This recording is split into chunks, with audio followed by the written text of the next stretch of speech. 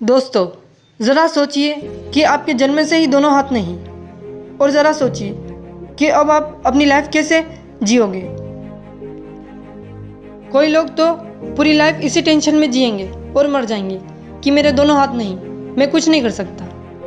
और अगर आपसे ये पूछा जाए कि आप बिना दोनों हाथ होते हुए क्या अपनी लाइफ में सक्सेस अचीव कर पाओगे, तो हो सकता है आप में से बहुत सारे ये बोले कि अब हमारे दोनों हाथ हैं नहीं, तो हम स्ट्रगल कैसे करेंगे, और स्ट्रगल नहीं करेंगे तो हमें सक्सेस कैसे मिलेगी, जो कि इम्पॉसिबल है।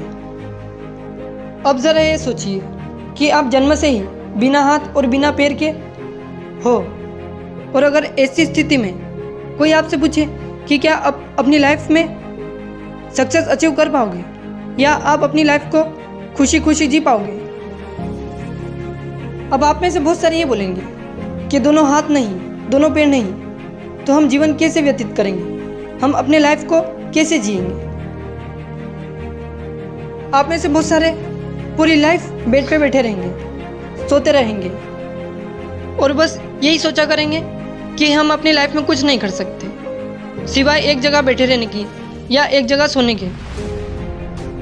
पर क्या आपने कभी ऐसे इंसान के बारे में, ऐसे शख्स के बारे में सुना है जिसके दोनों हाथ नहीं, दोनों पैर नहीं, फिर भी उसने अपनी लाइफ में सक्सेस अचीव करी और सफल बना, नाम कमाया। आपको शौक लगा होगा, आप सोच रहे होंगे कि ये कैसे पॉसिबल हो सकता है, ये तो असंभव है। पर यह संभव है, उस इंसान ने इसको संभव करके दिखाया। अगर आप उस इंसान के बारे में, उस शख्स के बारे में और जानना चाहते हो तो इस वीडियो को अंत तक देखना। और हाँ, इस वीडियो को अगर आपने अभी तक सब्सक्राइब नहीं करा है तो प्लीज़ रेड बटन जरूर दबा दीजिएगा और बेल आइकन भी दबाना न भूलिएगा, ताकि आने वाली हर वीडियो आप तक समय समय पर पहुंचती रहे। और अगर आपको ये वीडियो अच्छी लगे तो लाइक शेयर जरूर करना, और कमेंट बॉक्स में आप अपने कमेंट्स जरूर करना, हमें बताना कि आपको वीडियो कैसी लगी। फ्रेंड्स, हम बात करेंगे निक वुइजिक, जी हाँ, जो कि फुटबॉल और गोल्फ खेलते हैं। आपने सुना ही होगा निक वुइजिक के बारे में, जो कि एक बहुत बड़े मोटिवेशनल स्पीकर भी है।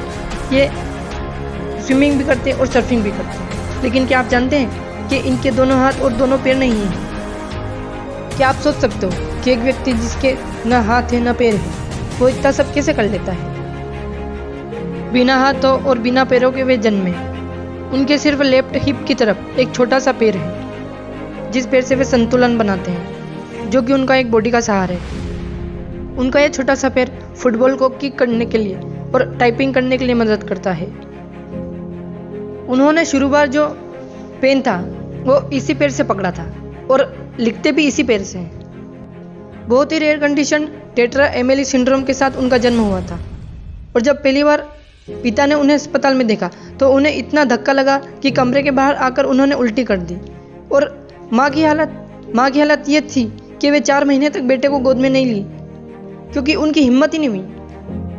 माता पिता और यहाँ तक कि निक भी समझदार होने के बाद कई सालों तक खुद को ये सवाल पूछते रहे कि ऐसा उनके साथ क्यों हुआ।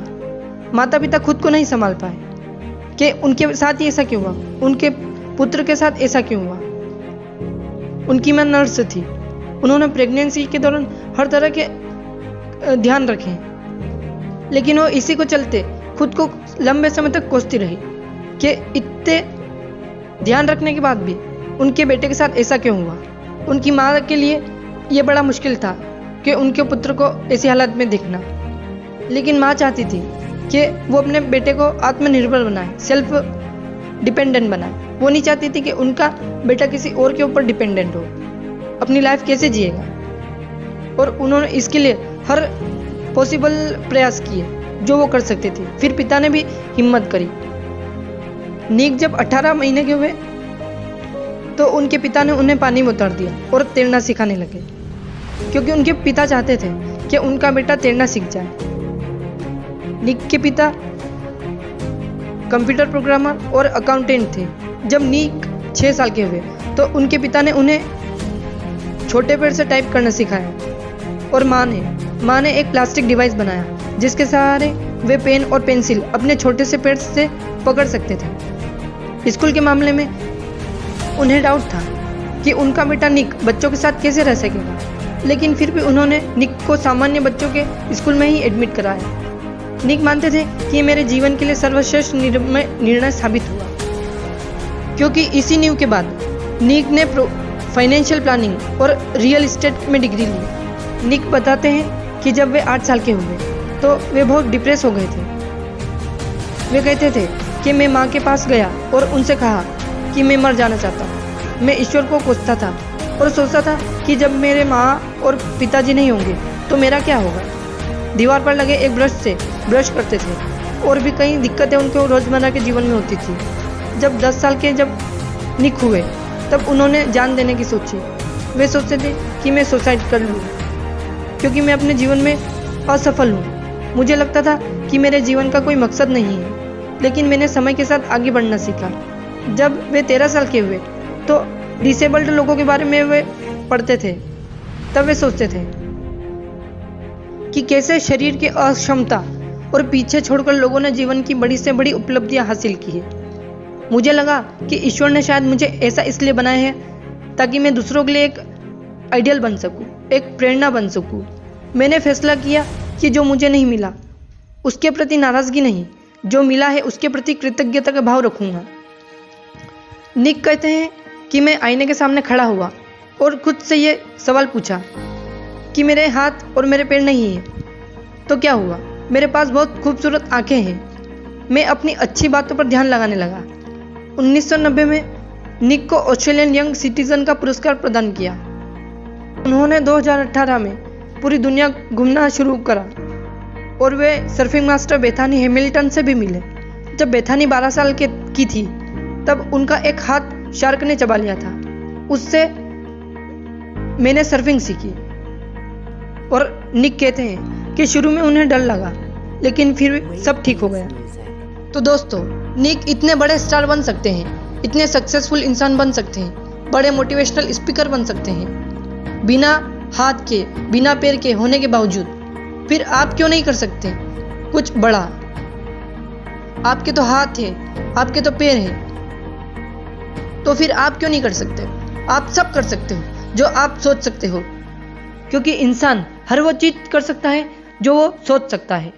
इंसान ने सोचा चांद पर जाने का और वो पहुंच गया। इंसान को अगर भगवान कुछ कमी देता है तो कुछ खूबी भी देता है। तो उस खूबी को जानिए, पहचानिए कि क्या है आपकी खूबी, ना कि आपकी कमियों को जानो, क्योंकि कमियों को पहचानना बहुत आसान होता है और खूबियों को पहचानना बहुत मुश्किल होता है। लेकिन जिस दिन आपने खूबियों को पहचान लिया उस दिन आप सब पहचान लोगे। उस दिन आप बहुत बड़े इंसान बन जाओगे। उस दिन आप ग्रेट अचीवर्स बन जाओगे। और जिस दिन ग्रेट अचीवर बन गए तो फिर आपके लिए सब पॉसिबल लगने लगेगा। तो दोस्तों, हमेशा अपने थॉट्स को पॉजिटिव रखो और हमेशा कोशिश करो कि आप कर सकते हो। I can and I will